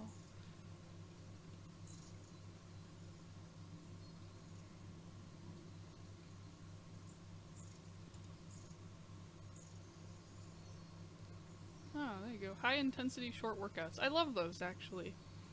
I like just running as fast as I humanly can.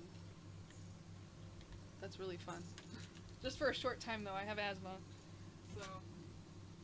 Gosh, I need more water. Where's all my water? Drink a lot of water. Okay, it's good talking to you, Tim. That is funny. Too much meat?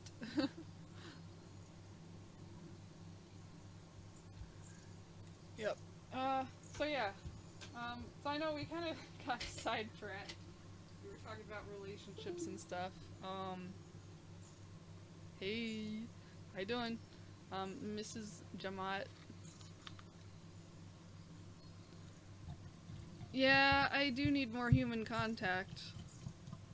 But I'm in a weird place where, and I think a lot of other Aspies can relate, where it's like, I want to socialize, and I do, I go out and I socialize, but I get so worn out from it that I'm like afraid of socializing all the time. I don't really have something I can go to, like, even once a week. I have things I can go to once a month. I have 2 different writers groups, so there's 2 days in a month that are social days, and then I go see my counselor once a month. I count that as kinda social. Every once in a while I hang out with a friend. That's like a once a month thing. It's like, every month I got that one slot for just one friend who wants to hang out with me. But for the most part I get so tired that I have to spend a lot of time at home, and that's one reason why I really, really want to be with Matt, because he fulfills not only my needs, like in general, like he helps me to make sure I'm fed, for instance, if I'm not functioning enough to cook, and make sure I get in bed on time and I'm not doing all my OCD compulsions, but him being around helps a whole lot with my social need. So I don't feel like I hardly ever check my smartphone when I'm with Matt, because he's with me. I get to see Matt twice a year for a month. It used to be less. That's an awful lot of time left in the rest of the year to just be at home, living in my parents' house, going in circles, doing the same stuff, and being anxious all the time. So, I know, I want to. Another problem is Another problem is my financial problems. I can't go out a lot because of gas money. I have it drilled in my head right now that I am not going to accept any help from my family, and it's nothing against them. It's just they're very helpful, but that's the problem, is they're sometimes almost too helpful, and it's like I want to learn. If I were to be thrown out in the street, I want to be able to know where to find food, how to budget and all this stuff. All that stuff on my own without having any outside help, because I'm not going to have that once I'm out of here. So,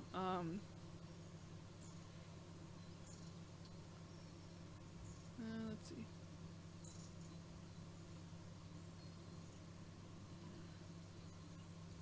Sorry, I was saying, but yeah, so I have like $20 a month for gas, and that's about it. So that's why I go out so few times. But I would go out more often if I had more money. You know, like I've said though, Matt solves my need for social anything. So that's why I'm so desperate to get out there, because it's like, it's gonna help my mental health. And I won't have to spend money to see friends, and I won't have to do all the other stuff. I won't have to even I probably won't even, sorry, smacked my, I'm getting way too animated. I probably won't even need medication when I'm with Matt, because he kind of is my best treatment, my best therapy. It's just the only reason why I'm looking into it now is sort of temporary. I need to survive until midsummer or to the fall. And it's like right now I'm suffering so much that every day I think about packing all my stuff and just going to see Matt right now, but I can't because we have no place to stay right now, and we're getting it planned out, and I'm trying to save up money and all that. So yeah. Oh gosh, unknown. You would hate living with me because my room looks clean right now, but it's like got a freaking mess way over there, and I have a tub for dirty dishes because I take forever to do them, which is really bad. But yeah, I'm gonna talk more about actual relationship stuff in a moment. There was one thing I wanted to mention.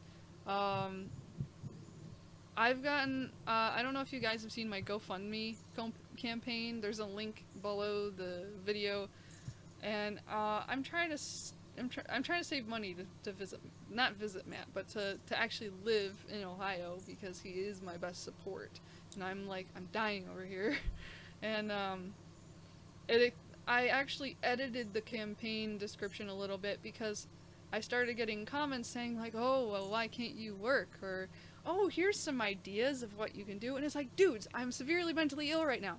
It's like, you don't get it. You look at me and I look fine. You don't get it. Once I'm off the camera, once I'm stopped talking to you, I go back to me being severely crazy. So it's like, just because I can talk doesn't mean I can do things. I mean, I can. It just takes me a really long time, and I'm on SSI, and I had to specify in the campaign the reason, one big reason why I can't work is it'll affect my benefits. And I'm going to go ask Social Security how all that works, but it'll take me so long because they're so hard to get a hold of, and I don't want to take risks by just getting a job right now because they could potentially get rid of my benefits if I make more than 2,000, I think it was 2,000 a month. If I have more than 2,000 in general, even in my savings, in general, if I have more than 2,000, I can't have Social Security benefits anymore. And so, the only reason why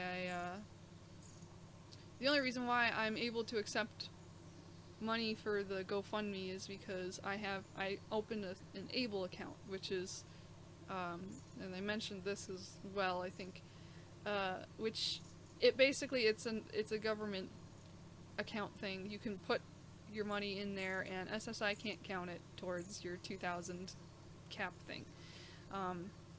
But if I work, that's income. That's different than getting a gift. So it's like I can get gifts. That's it though right now. So I'm trying to figure it out. So actually, Ohio is where Matt is actually not that expensive to live. Over here, it's really expensive, so I can't live here. That's why I'm kind of stuck at my parents' house. First 9 months, you can. Oh, I don't know. I think every state's different, isn't it? I don't know.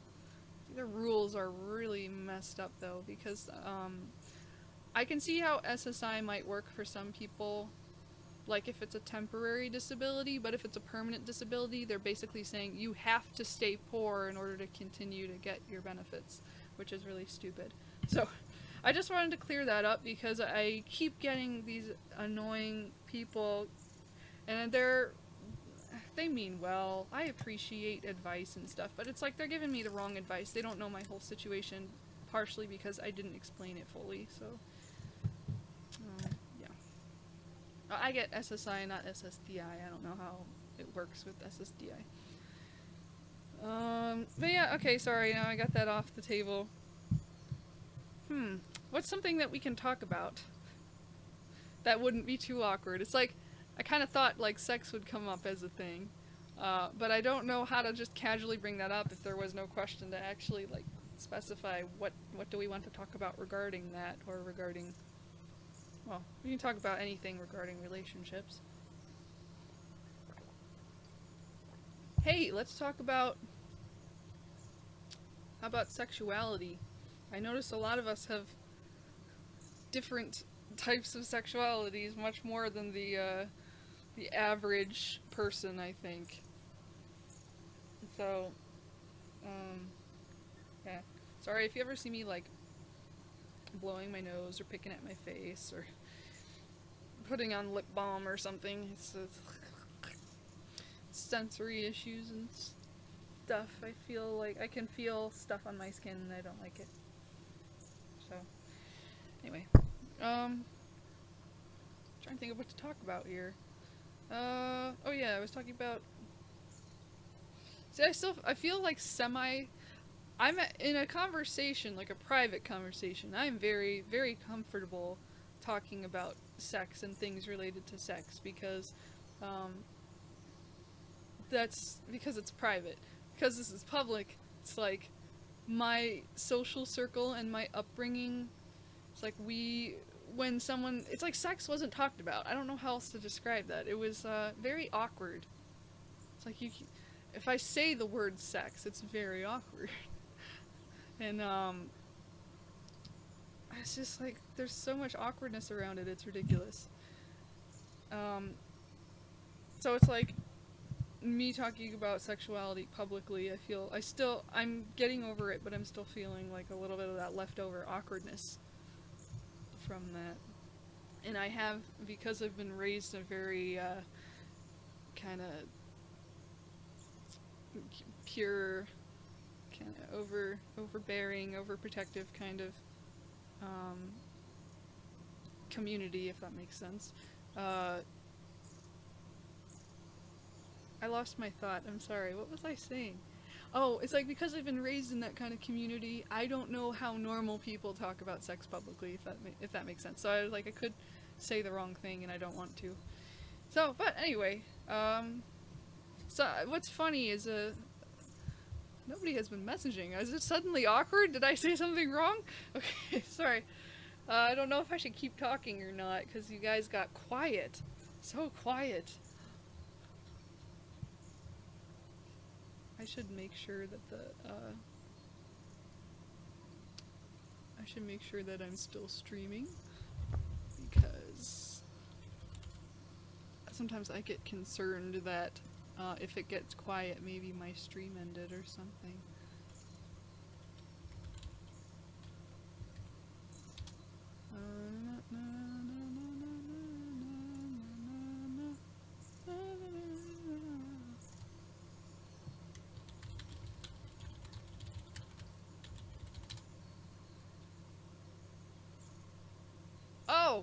Oh, it got disconnected. That's what happened.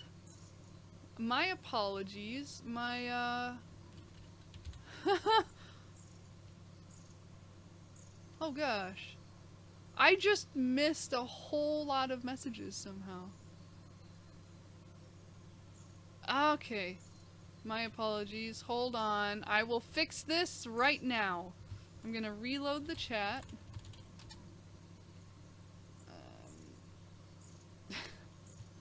I got worried. I thought everybody was like, stopped talking because I started talking about sex and it was super awkward.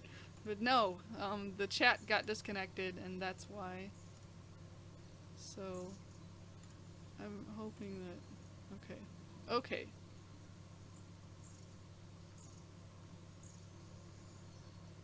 Holy wow, how did I miss all these messages? Okay. Yay! Alright. we're good. I missed all your messages. Everything after SSDI Federal I missed, so... let's see...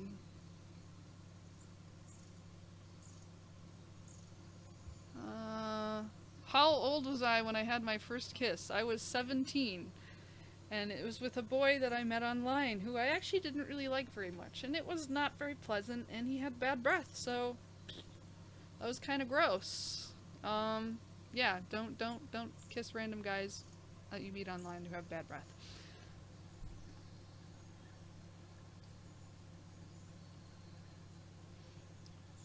Okay, so Vincent asked, how can you recognize any signs from a girl that says, yeah, I'm ready to have sex? Everyone's different. Some people are just straightforward and be like, let's go for it. But,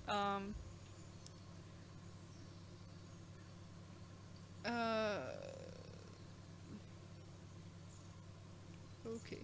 Yeah, sorry, I was getting distracted by all of the questions here. That's a good question.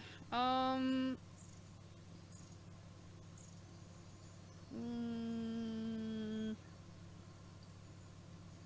have to actually think about, like, how have I dropped hints? I think, again, because I was kind of raised to be very awkward about sex, I never really developed... I don't think I developed normal ways of, like, dropping hints that I want sex.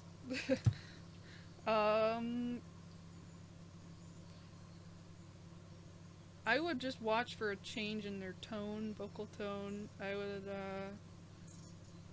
if their voice wavers in a playful way, like, hey, that's a sign. Or, I don't know. See, maybe it's because I'm bold and I'll just grab my man and, like, pull him off into a corner, and it's like, oh, they know now because I'm very straightforward about it. So, yeah, but I don't know how else to answer that question because I'm not an expert on that. So, how did me and Matt meet, and who was the one to pop the question? We met on... let's see, we met on Facebook. We were in a Facebook group, same Facebook group. I was scrolling through people. I'm not one to normally go looking for love or to look for someone to date, but at this time I was like, maybe I should look for some cute boys to talk to. So I found him, and it's like there wasn't anything compelling about his profile or anything. We're like, I'm just gonna randomly pick you and I'm gonna talk to you, and that's how we met. Yeah, so my first message to him was hello with a lot of O's, and he popped the question. Well, it was more of we had a conversation about it first. I don't believe in just randomly popping the question. I think it has to be very clear that both people are ready for that kind of commitment. So we had the conversation, but he did pop the question, and he did try to make it a surprise, and it was actually really cute. He came up from behind me when I was doing dishes, and I forgot what he said, but I think he like grabbed my hand and he just slipped the ring on my finger. And I look at it and processing it for a second. It's like, what? So, yeah. Kung Fu Joe asks, can you be in the moment and not get lost in your head during sex? I can be thinking about like really random things during it. So, that's a funny question. Try your best, if you're in that situation, try your best to focus on the other person. Even if you think of other stuff, just let it pass, because it would be awkward if, like, you're thinking of dinosaurs and you start talking about dinosaurs. So, yeah.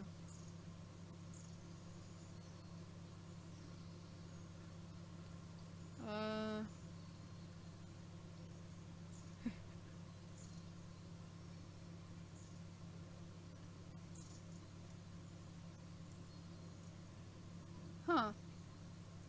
People are complicated. Let's see. Yeah, definitely in the case of sex, being blunt can kind of ruin it. It's just thinking I'm trying to think of the most awkward thing an Aspie can say to, like, initiate sex or something. Like, ugh, I feel really awkward. Never mind. I'm not gonna say it. It's just like being overly blunt though would be bad. Jeff, yeah. What age did I lose my virginity? I was 18. Oh wait, no. When I kissed that boy, I was 17. No, wait. When I kissed that boy, I was 18. It was the same boy, so it was when I was 18. Yeah, it was with that boy that I didn't like very much. So it was sort of like a, hey, so you've never tried this before, you want to try it, and then it's like, oh, okay, and then it's like, this is okay. I think because I just didn't have a connection, it was just really, really weird. So, oh, thank you, Steph. Thank you. I think we're cute too. Honestly, I totally ship a lot of other Aspie relationships that I see. It's like, oh, they're so awkward together. They're so cute. So, let's see. That's a good way to put it. When your flower was picked. Haha. I want to make more videos about Asperger's. There's some ideas that I have, but right now, my mental health is top priority, so I'm gonna try. I'll probably not make videos as often as I used to, but I will try. I got my driver's license at age, I think 16? 16?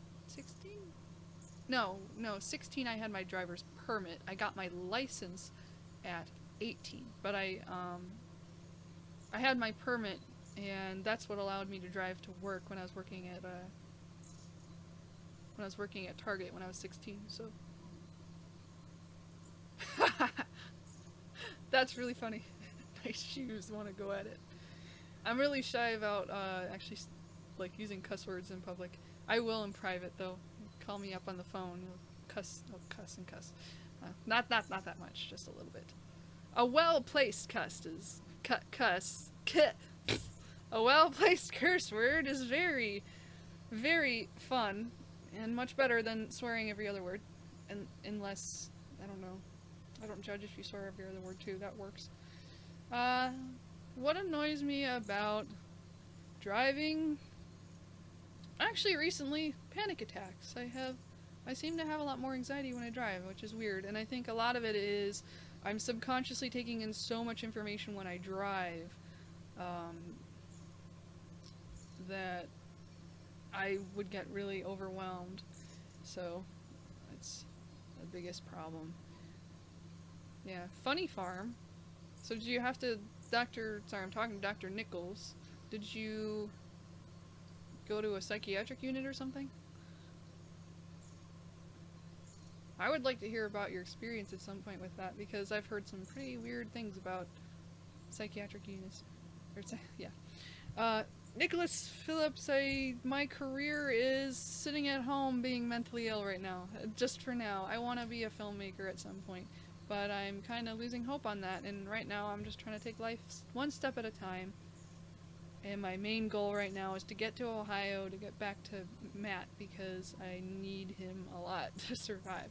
So, hi Fabs, welcome. I'll be live for another 5 minutes. Oh cool! That's awesome, Steph, that you like driving that much. Matt's the same way, where he loves to drive. He finds it relaxing to drive. So... It's funny, I sometimes forget that I'm driving too. And then I'll a thought will pass through my head, and it's like, huh, I could probably like hit something, but I'm not, because like even though I forget that I'm driving, I'm still good at driving. So it's like I just automatically do that, so. Yeah. Oh, I probably couldn't do Uber. I just don't really like the idea of picking up random strangers and stuff. I'm a vulnerable, how do I put this? I'm a vulnerable person. I'm not stupid, but I know I'm a vulnerable person. I don't trust myself with strangers a lot, so I'm gonna, if I were to do something like Uber, I'd take somebody with me. So I have considered, there was this service where you can pick up people, I think it's called Ship It. You can pick up people's groceries and deliver them. I might do something like that, but again, money is weird right now, so I literally can't make money. If you want to know why, and you just showed up in the chat, look at my GoFundMe campaign. It explains why I can't earn money right now. So,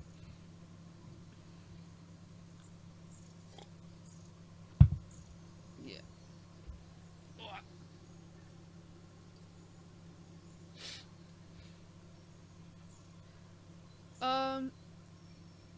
Yes, Nicholas Phillips. That's a good question. Asperger's now is actually merged with the autism diagnosis in the DSM-5. So high functioning. So now it's just a spectrum. It's just the autism spectrum. And it's just called autism spectrum disorder. And if so that includes high functioning autism, regular autism or classic autism, and Asperger's. And I think they did that because there's such variation that not everybody fits into the classic autism versus the Asperger's versus the high functioning autism. So, I definitely think that they're on the same spectrum, I agree, but I also think we vary so much that there are people who look more autistic while others are just might seem kind of quirky. Well, maybe not quirky. To have a diagnosis, it has to be significantly causing you problems in your life, like social problems and things like that. Oh, wow. Yeah, Dr. Nichols, that is what I've heard about mental homes. Being controlled and feeling like a prison. I don't like that idea. Here's the thing, I need a little bit of control, if that makes sense. So, I'm a stubborn person. That's why I need Matt. I will give him permission to take my phone away if I'm doing too many compulsions, or I told him if I'm not going to bed on time, you can just pick me up and put me in bed. Because I'm just so stubborn. Unknown, good question. Sleeping in cars, planes, and trains. I used to not be able to, but now I can a lot more easily, and I think a lot of that is now I put on a sleep mask. I have these, not really headphones, but they're like those construction headphone things that completely block out sound. On top of that, I have earplugs in with those over it, and I just completely block my senses, put a blanket over me, and I can sleep. Takes me a little while to fall asleep, but I've had to because I've taken so many Amtrak trains to go see Matt. So, Fabs, yes, if I had to work in childcare or healthcare, which would I choose and why? That's a good question. I don't think either of those are really my thing, but if I had to choose, probably healthcare. I've thought about it, but I think it's just there's so much education and money you gotta sink into it, it's kind of ridiculous. So, but yeah, I'd choose healthcare because I really, I do a lot of research on health stuff in general, and I'm very interested in helping people if they're having a lot of issues. So, sell drugs. Nah, I'm not very good at keeping my own secrets, so.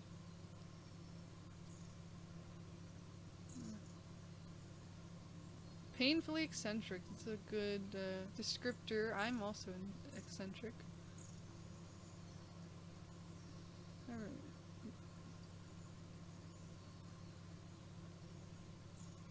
Alright, so I'm gonna have to wrap up the stream here because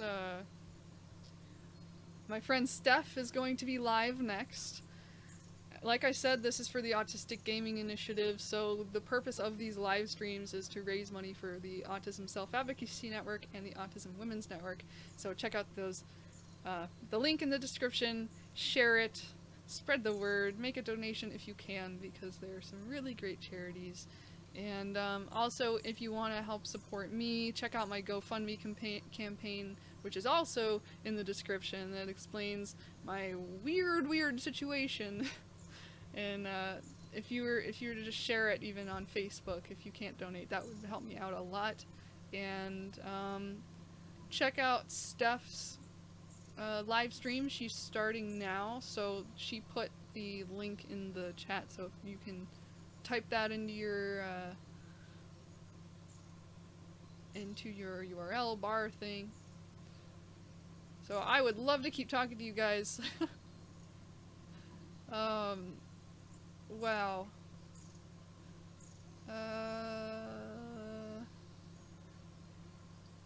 The next live stream, I'm gonna have a really busy month next month. I'm gonna try to go live for the Autistic Gaming Initiative for April, which is Autism Acceptance Month. So it's like I should go live then because it's Autism Acceptance Month. But also there is a lot going on, so I'll keep you updated.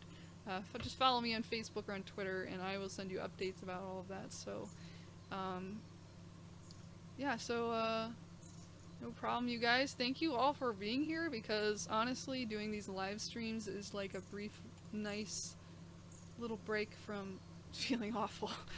And I feel really great talking to you guys and helping. And I will see you in the next live stream. Go check out Steph, check out Autistic Gaming Initiative and all that other stuff. So, bye-bye!